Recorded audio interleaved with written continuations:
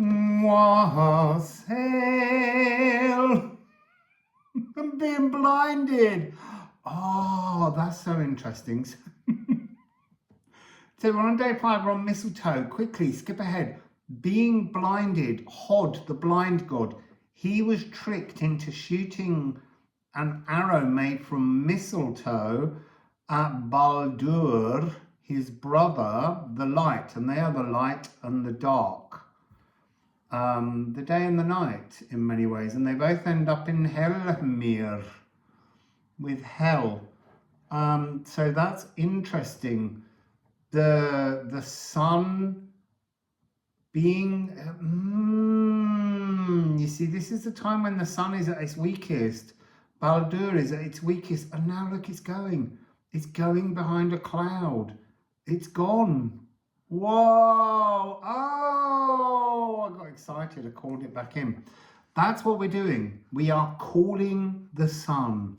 We are calling it back in. We are making the sun return from its weakest moment.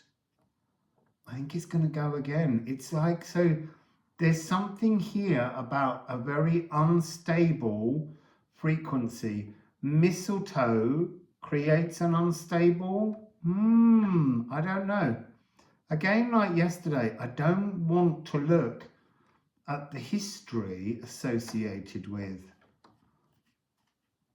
mistletoe because I think it's full of a lot of cloudy nonsense. Look, and the sun's gone again.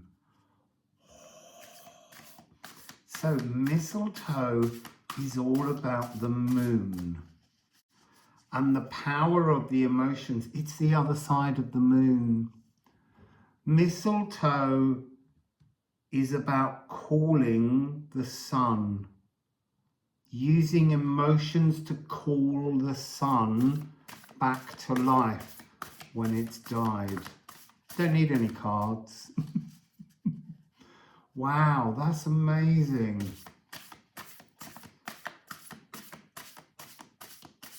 So I have always had, I've got 2 cards down here, we'll look at them in a minute. So I've always had a deep absence of mistletoe in my life, like it's something that's very exciting that I never see in the natural world. And when I came here and set off on the journey through Brittany, all of my train rides, I've seen poplar trees littered with great big pom-poms of mistletoe, and it's had me so excited.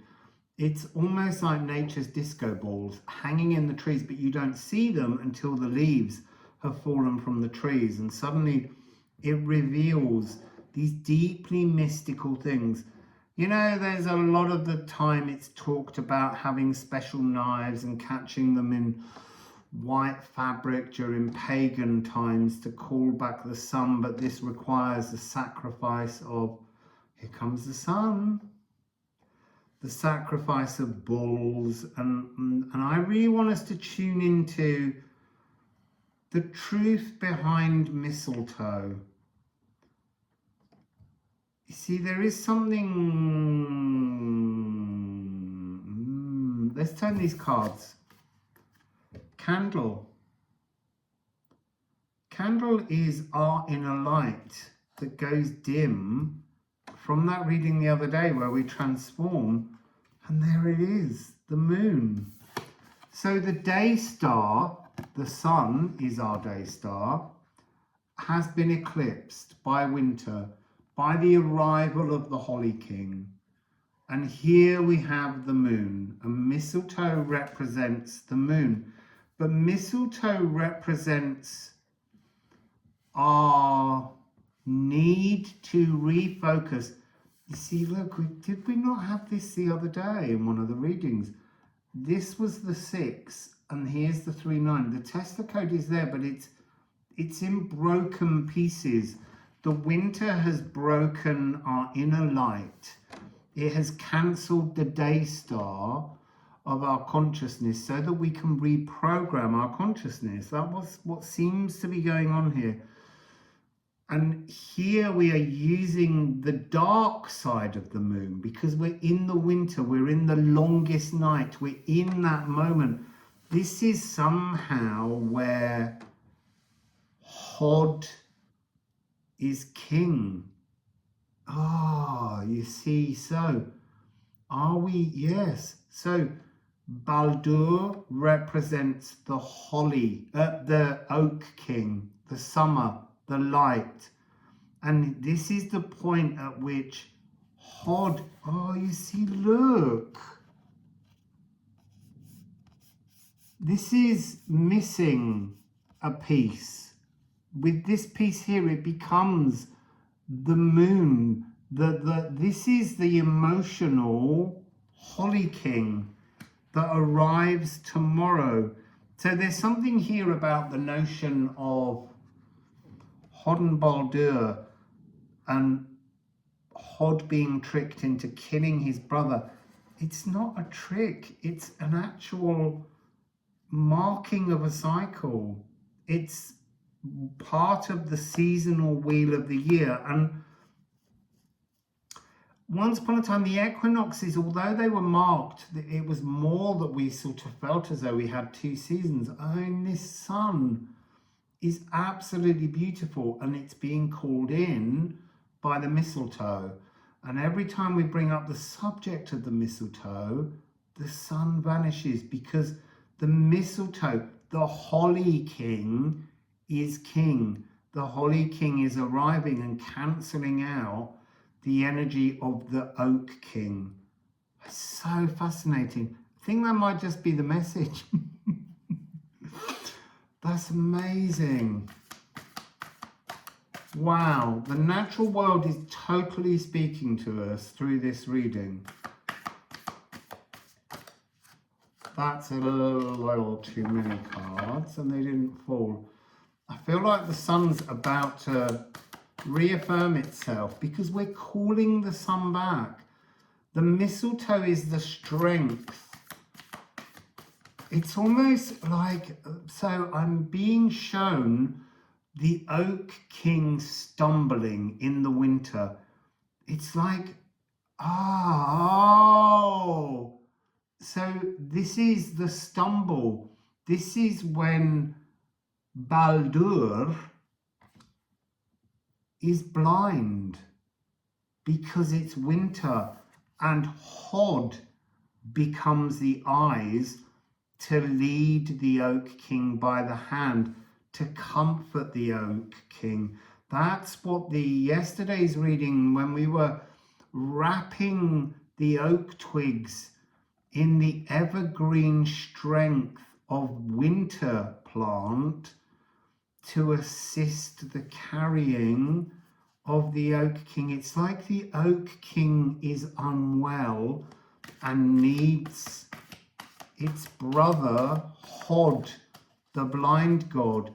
The emotions of the night, of the winter. It's so fascinating. So Hermea tried to come out just now. I saw it. Interesting. We've got Hermea, trust in the wisdom of the darkness. Look, the sun's coming back out because Baldur, the sun, the Oak King, trusts the darkness, trusts the fact that he will be carried through the difficult moments. It's like that energy of the notion of that poem about the footsteps, where Source says, you know, I'm always with you, and you say, but there's only one set of footprints there, and Source says, that's when I carry you. This is when Hod carries Baldur. That's so beautiful. And look, the sun's gone in because Hod's carrying Baldur. And we have Venus as well here. Heart's desires, honouring our heart's desires. So we have a D, sacral. This is about, like, this is an energy of releasing fury, fire, passions, Mars energy, being soothed. the heart being calmed. D major, heart strengthening. There's something in this energy of winter that has a kind of antimicrobial healing of the body. It's a time when we change our diet. Again, that's come up before. We change our diet in the winter. This is this moment where we're consuming much more protein in winter, maybe much more carbohydrates to keep warm. We're consuming more calories. And this is part of keeping the Oak King. It's like sitting at the bedside of the Oak King and the Holly King giving medicine, giving solace, creating calm, softening the energies. The Holly King calming down the fear. There's no need to be frightened. The sun can just release, can let go. This is so beautiful. I had no idea. Oh, we got two more cards. Hygeia. There we go. This is a moment when we love our gut.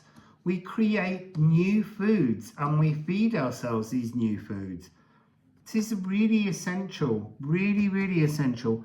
This is about maintaining a healthy biome. So yesterday it talked about the skin. Today with the mistletoe, we're talking about internally. We're bringing a whole new energy to us, an internal frequency. And I want to say that this is F, because here with Hygeia and Venus, we've got this notion of combining the consciousness of the heart and then the lower heart, the higher heart, the lower heart. They're both here. And then we have the crocus of Venus. This is all about well-intentioned, producing winter magic, creating something consciousness comforting. And we have to comfort the consciousness. There's something very dreamy with the longer nights, and there's a lot more astral projection. And this is a period in which the body is then able to heal. The body's almost been stressed by the length of the day in the summertime, by a kind of sleeplessness. And this has got this energy of Morpheus, this energy, this frequency of being told stories, drifting off. Oh, it's so gorgeous. Wow. I think I need some rune stones, and then I'm going to keep this one short. This is such a beautiful message I wasn't expecting. And it feels like the sun is growing in strength. It's healing. It's preparing, because the Holly King will take over again. It's now. Every moment of Yuletide is a precious moment in the present. And look, here's the waterfall, the Watergefall. This is this deeply mystical healing of the sun, of the Oak King, of Baldur, by the Holly King. The Holly King arrives tomorrow and carries the sun. So beautiful. And then we have 20. So this is man. But look, it's got Dej. It's got Dej, this energy of transforming from night to light. Oh, and candle. I've just realized that is candle and condle, Hod and Baldur, the micro, the macro, two locks on one door. All the energies here, but they're showing me this as being carried on stilts or crutches. This is the energy. This is what the Holly King does. The Holly King is the sustainer, the strength, the power, the evergreen, I want to say the evergreen seeing eyes that cannot see in the summer. It's blinded in the summer, and that's when the Oak King carries the Holly King. They both have different moments, but each needs a resting period to recuperate. This is a time for recuperation. So we have 31, 13, 31, 13. So they are a mirror of each other. The sun and the winter, the golden path, treadle, the footsteps, the steps where one carries the other.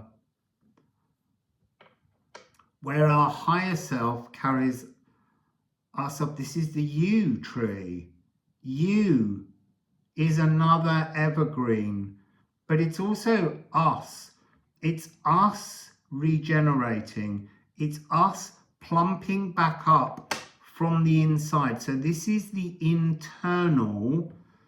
We're using the mistletoe here to fix our emotions, to recuperate in our dreams, to release the things that no longer serve us, but to have this